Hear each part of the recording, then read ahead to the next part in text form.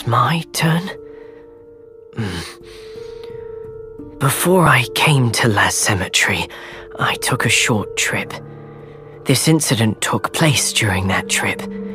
It was a spring night. I could no longer suppress my fatigue, so I stayed at a farmer's house by the roadside. It was in a remote village far away from the city, but the master of the house was very hospitable. He cooked me dinner and told me that I had come at a bad time. As you know, few people are willing to let someone like me lodge with them, and compared to my perpetual misfortune, this situation is hardly worth mentioning. However, on the following day, as I prepared to leave, I was informed that I needed to stay in the village for a few more days. The man told me that the village was founded and managed by a group of well-respected elders. As the situation had become more serious on the day I arrived, the elders decided not to let anyone leave. And so I went on living in this village, listening to the constant cries and wails from outside the house.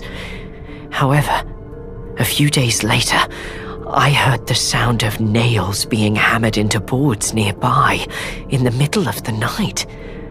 "Is someone building a house out there?" I asked. The master of the house did not answer me, but instead made desperate prayers. Candles burned in the room. Their yellow light leapt and danced across the darkness. I could vaguely hear him asking God for forgiveness. The sound of hammering lasted 2 days. On the third day, everything went quiet. I peeped through the window and found that a small wooden house had been built in the open space near us. Strangely enough, the hut was quiet at first, then became rowdy every few days, and then blared with howling and desperate cursing a few days later.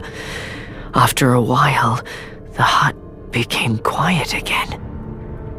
This cycle continued. At night, the awful sound resembled a dark incantation, cursing life itself. I don't know why, but I always felt as though venomous eyes glared forth from within that hut. "Your head is playing tricks on you. Just close the curtains." When I mentioned this to my host, he uttered these words and shook his head.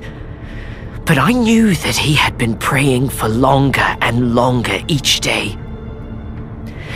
That was until one night. A strong, burning smell filled my nostrils. I opened my eyes and found that the man had disappeared, and a fire was consuming the nearby hut. It had almost reached the house I was staying at. Finally, the epidemic subsided, and I was allowed to leave the village. Before I left, I was invited to attend a sermon at the village church. I saw the walls of my former lodging blackened by the fire, and the poor little hut nearby. All that remained of it was a charred frame. This was the wrath of God. That day, the village elders stood in the middle of the church. The elders looked coldly at me. God's forgiveness comes only when the sinners are punished. All our misfortunes, or their misfortunes, are due to His providence. I didn't know what that meant until I went back to my host's house.